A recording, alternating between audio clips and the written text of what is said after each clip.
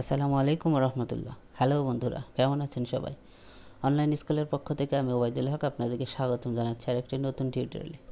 আজকে আমরা সিএসএস এর মাধ্যমে ব্যাকগ্রাউন্ডের পজিশনের বিষয়ে জানব। তো চলুন শুরু করা যাক। আমরা সাবলাইম টেক্সট ওপেন করে নিচ্ছি। সাবলাইম টেক্সট ওপেন করে নেওয়ার পরে আমরা এখান থেকে এটাকে একটু ব্রাউজার ওপেন করে নিচ্ছি। এইচটিএমএল ফাইল কিন্তু ব্রাউজার ওপেন হবে, সিএসএস ফাইল কিন্তু ব্রাউজার ওপেন হবে না, ঠিক আছে? এটা মাথায় রাখতে হবে।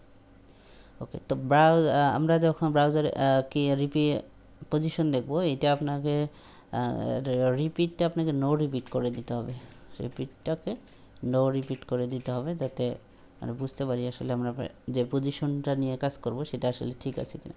তো এখানে ব্যাকগ্রাউন্ড দেখুন, এখান থেকে পজিশন নামে একটা অপশন আছে, প্রপার্টি, সিএসএস প্রপার্টি। তো এখান থেকে আমরা দেখুন এখানে রাইট, দেখি রাইট দিলে কি হয় এটা আগে দেখে আসি, এরপরে বাকিগুলো দেখছি। এখান থেকে দেখুন এই যে আমরা এটা রাইট দিয়েছিলাম, তারপরে কি এটাকে রাইটে পাচ্ছি, ঠিক আছে? তো এখানে আরও অনেকগুলো বিষয় দিতে পারবো। এখানে রাইট টপ এটা যেহেতু দিয়েছি, আমরা দেখি বটম, রাইট বটম যদি দেই,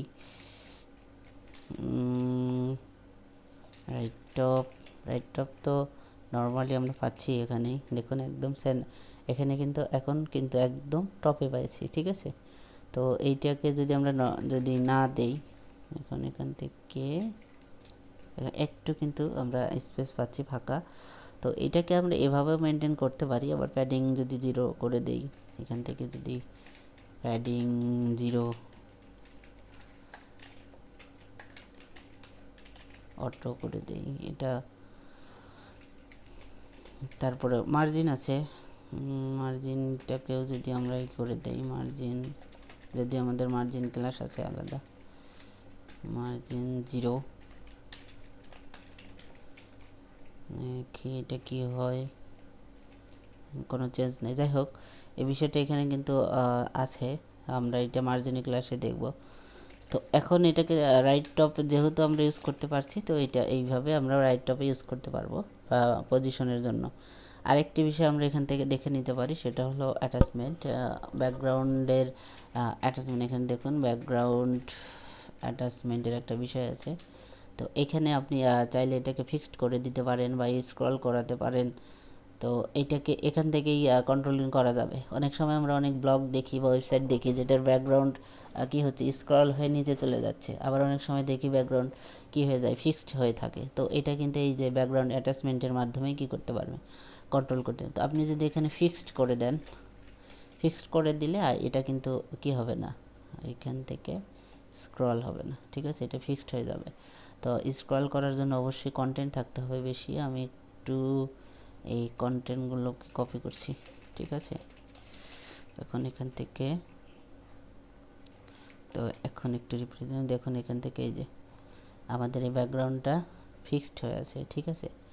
তো এখন যদি আমি এটাকে কী করি, স্ক্রল করে দেই, স্ক্রল দেখুন এখান থেকে স্ক্রল, তাহলে কি হবে, এখানে রিফ্রেশ দিলাম, এরপর দেখুন আমাদের ব্যাকগ্রাউন্ড ইমেজটা কিন্তু কি হয়ে গেছে, চলে গেছে, ঠিক আছে?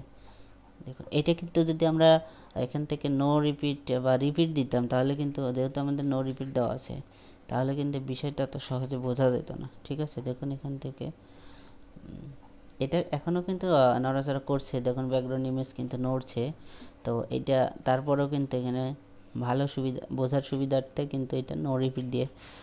আমি এখানে একটু নেচার করে দিচ্ছি, নেচার ডট জেপিজি, দেখি এটাকে, দেখুন এখান থেকে এই যে ইমেজটা কিন্তু নড়ছে, ঠিক আছে? তো এটা কিন্তু এই স্ক্রল করার কারণে। তো এটাকে যদি আমরা ফিক্সড করে দেই, তখন কিন্তু শুধু কন্টেন্ট যাওয়া আসা করবে। দেখুন এখান থেকে এই যে কন্টেন্ট নড়াচড়া করছে, যেহেতু ইমেজের কালারটা এখানে সমস্যা করছে, বিজি অন, আমরা এটা দেখি কী দেওয়া আছে, এটা দেখুন এই যে এটা এখন কিন্তু ফিক্সড আছে, ঠিক আছে? তো এই হলো বিষয়। আজকে আমরা যে বিষয়টি দেখলাম, দুইটি বিষয় নিয়ে আলোচনা করলাম ব্যাকগ্রাউন্ডের। দেখুন এখন কিন্তু এটাকে ফিক্সড করা আছে। এখন এইটা এখানে না, সরি, স্ক্রল করা আছে, এরপরে ফিক্সড করে দিলাম, এটাকে ফিক্স করে দিয়ে এই যে এখন কিন্তু শুধু টেক্সট নড়াচড়া করছে, ঠিক আছে? ব্যাকগ্রাউন্ড ইমেজ কিন্তু এটা ফিক্সড হয়ে আছে। তো এই হলো বিষয়। তাহলে আমরা দুইটি বিষয় জানলাম, একটা হলো ব্যাকগ্রাউন্ড পজিশন রাইট টপ এবং ব্যাকগ্রাউন্ডের অ্যাটাচমেন্ট ফিক্সড অথবা স্ক্রল, আপনি যেটা দিতে পারেন। এখানে স্ক্রল, ঠিক আছে, যে কোনো একটা ইউজ করবেন। এই যেটা আপনার দরকার হবে। আপনি যদি চান যে আবার ব্যাকগ্রাউন্ড ইমেজ ফিক্সড হয়ে থাকবে, তাহলে এটা এখানে ফিক্সড ইউজ করবেন। অথবা যদি চান যে আপনার ব্যাকগ্রাউন্ড ইমেজ স্ক্রল করার সাথে সাথে উপরে চলে যাবে, সেক্ষেত্রে আপনি এখান থেকে স্ক্রল দিতে পারেন, ঠিক আছে। তো এই হলো বিষয়, আজকে আর দীর্ঘায়িত করব না। ধন্যবাদ সবাইকে। আর যারা আমাদের চ্যানেলে নতুন, তারা আপনারা অবশ্যই আমাদের চ্যানেলটি সাবস্ক্রাইব করবেন, যাতে পরবর্তী ভিডিওগুলো আপনাদের নোটিফিকেশনে পান, ঠিক আছে। তো ধন্যবাদ, আজকে এ পর্যন্তই। আল্লাহ হাফিজ।